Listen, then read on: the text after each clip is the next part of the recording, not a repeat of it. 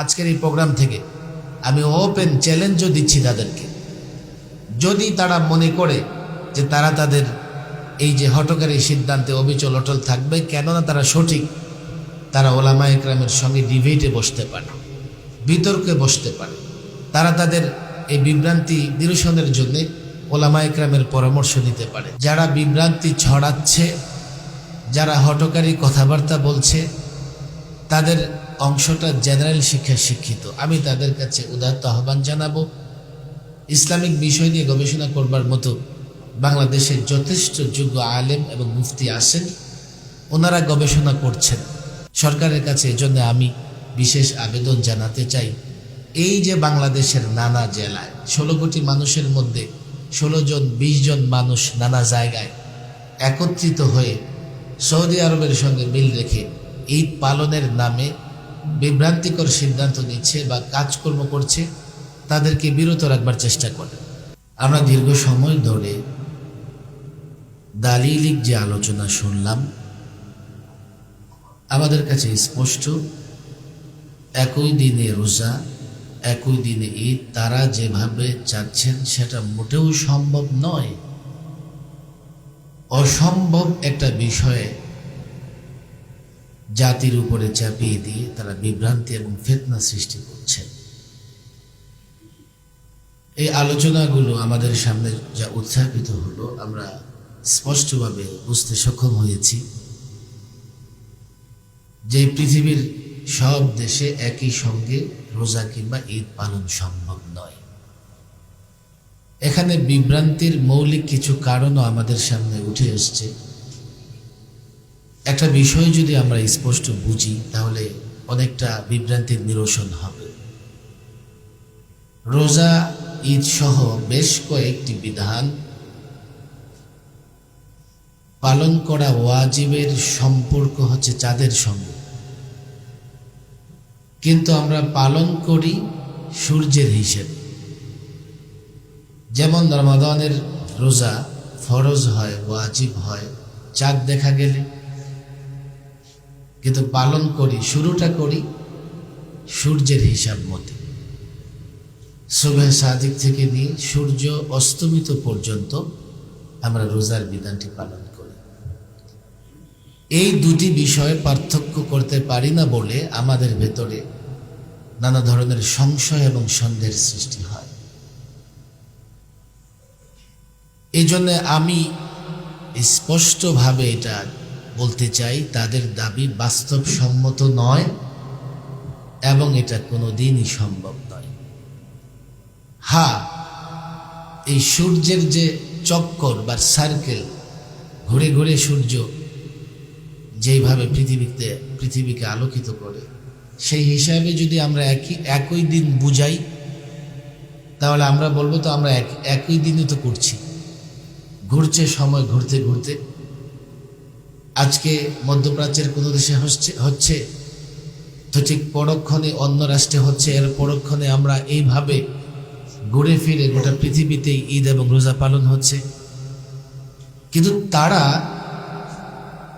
Saudi আরবে ঈদের নামাজ যখন হয়, কুরবানি যখন হয়, তারা কখন করছে?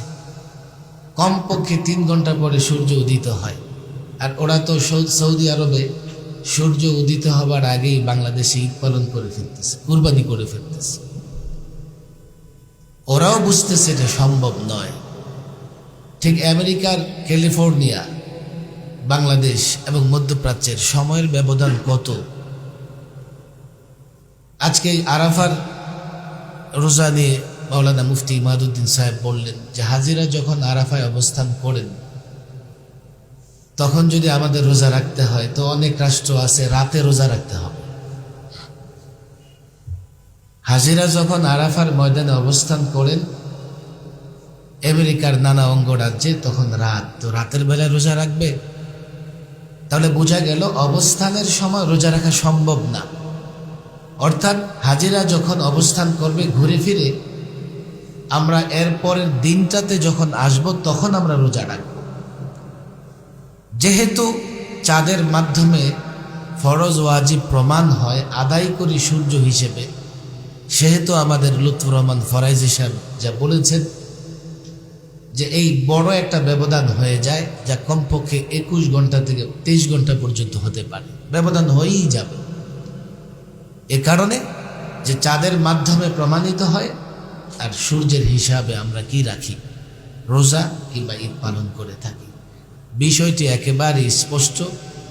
যারা বিভ্রান্তি ছড়াচ্ছে, যারা হঠকারী কথাবার্তা বলছে, তাদের অংশটা জেনারেল শিক্ষায় শিক্ষিত। আমি তাদের কাছে উদাত্ত আহ্বান জানাবো, ইসলামিক বিষয় নিয়ে গবেষণা করবার মতো বাংলাদেশের যথেষ্ট যোগ্য আলেম এবং মুফতি আছেন, ওনারা গবেষণা করছেন।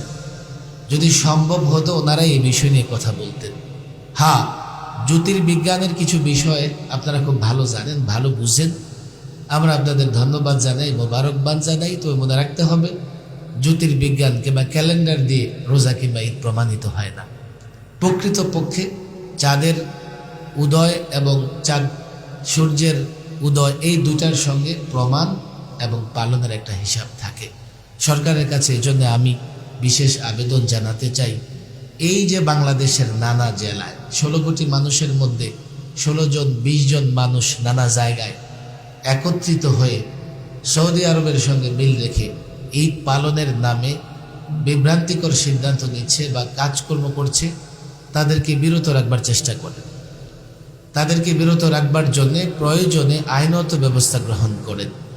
না হলে এই ফিতনা, এই ধরনের হঠকারী কাজ আরও দিন দিন বৃদ্ধি পাবে।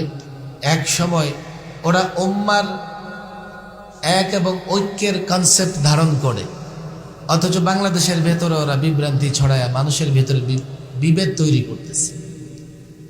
ওরা মনে করে যে গোটা পৃথিবীর সব মানুষ একসঙ্গে কেন রোজা ঈদ পালন করে না, অথচ বাংলাদেশে চলে আসা 1400 বৎসর যাবৎ এই যে একটা আমল আদায়ের পদ্ধতি, এটার ভেতরে সন্দেহ বিভ্রান্তি সৃষ্টি করে বাংলাদেশের মানুষের ভিতরে তারা বিভেদ তৈরি করছে।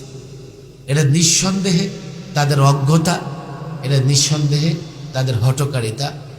এই জন্যে ইসলামিক ফাউন্ডেশন এবং ধর্ম মন্ত্রণালয় দায়িত্বশীল, সংশ্লিষ্ট দায়িত্বশীলদের কাছে আমাদের অনুরোধ থাকবে, অন্তত এবার আপনারা এমন একটা উদ্যোগ গ্রহণ করেন যাতে তারা কোনোভাবেই বিভ্রান্তি তৈরি করতে না পারে। আজকের এই প্রোগ্রাম থেকে আমি ওপেন চ্যালেঞ্জও দিচ্ছি তাদেরকে, যদি তারা মনে করে যে তারা তাদের এই যে হঠকারী সিদ্ধান্তে অবিচল অটল থাকবে, কেননা তারা সঠিক, তারা ওলামা একরামের সঙ্গে ডিবেটে বসতে পারে, বিতর্কে বসতে পারে। তারা তাদের এই বিভ্রান্তি নিরসনের জন্য ওলামা একরামের পরামর্শ নিতে পারে। সাধারণ মানুষকে মোটা দাগে কিছু প্রশ্ন সাধারণ মানুষকে ছুড়ে দিয়ে, যেমন হাজী সাহেবরা আজকে আরাফার ময়দানে আসে, আপনি রোজা রাখবেন কালকে, এটা হলো? আরে হাজী সাহেবরা এখন আরাফার ময়দানে আসে, আমেরিকার নানা অঞ্চল এখন অন্ধকারে আছে, ওরা কি করবে? সম্ভবই না এটা। দালিলিক এই আলোচনা থেকে আমরা সেটা বুঝতে পেরেছি। এবং মাওলানা মুফতি মাহাদুদ্দিন সাহেব যা বলেছেন, এই ফিতনা যেভাবে দিন দিন ওই চাঁদপুরের ছোট্ট একটা গ্রাম থেকে ছড়িয়ে একেবারে মৌলভীবাজার শহর পর্যন্ত পৌঁছে গেছে, কেননা এই ধরনের এমন অনেক হঠকারী মন মানসিকতার লোকজন আছে যারা মোটা দাগের কিছু কথাবার্তায় বিভ্রান্তির শিকার হচ্ছে। আর এই বিভ্রান্তি দূর করবার জন্য প্রথমত বৃহৎ আকারে আলোচনা করা, ব্যাপকভাবে আলোচনা করা, যৌক্তিক জায়গা থেকে আলোচনা করা, যুক্তির আলোকে আলোচনা করা, পাশাপাশি আইন শৃঙ্খলা বাহিনী বা কিংবা সংশ্লিষ্ট যারা দায়িত্বশীল আছেন তাদেরও সচেতন সতর্ক হওয়া। সব জায়গায় যে এটা মানে খুব বেশি একটা ঈমান বা বিশ্বাসের জায়গা থেকে করে এমন না। যেখানে 10 জন মানুষ দাঁড়ায়া বিচ্ছিন্ন হয়ে একদিন আগে ঈদের নামাজ আদায় করতেছে, মিডিয়া সেটাকে খুব হাইলাইট করতেছে, এই থেকেও তারা উৎসাহিত হতে পারে, ভালোই তো। আমি এখন জাতীয় একজন ব্যক্তিত্বে পরিণত হয়ে গেলাম, মিডিয়া আমাকে দেখাচ্ছে, নানান চ্যানেল আমাকে দেখাচ্ছে। সে থেকেও কেউ কিংবা ইসলাম বিদ্বেষী কোনো চক্র, ইসলামের বিরুদ্ধে ষড়যন্ত্রকারী কেউ তাদেরকে উৎসাহ দিতে পারে, ফান্ডিংও করতে পারে। এটা অসম্ভব কিছু নয়। সেজন্য রাষ্ট্রের ব্যবস্থা এবং ওলামাদেরকে সজাগ এবং সচেতন থেকে এই ধরনের কর্মকাণ্ডের বিরুদ্ধে প্রতিরোধ গড়ে তোলা দরকার। বিশ্বাস করি আজকে দাওয়াতুস সুন্নাহ বাংলাদেশ যে কাজটা শুরু করেছেন এটা একটা অনুপ্রেরণা যোগাবে। এখান থেকে অন্যান্য সংগঠন, অন্যান্য রাজনৈতিক ব্যক্তি, সামাজিক ব্যক্তি এবং নানা প্রতিষ্ঠান তারাও এই ধরনের উদ্যোগ নিয়ে এই বিভ্রান্তি নিরসন করবেন। আল্লাহ তাবারক ওয়া তাআলা এই বিভ্রান্তি নিরসন করে আমাদেরকে ঐক্যবদ্ধ থাকার তৌফিক দান করুন। ওমা তৌফিকি ইল্লা বিল্লাহ ওমা আলাইনা ইল্লা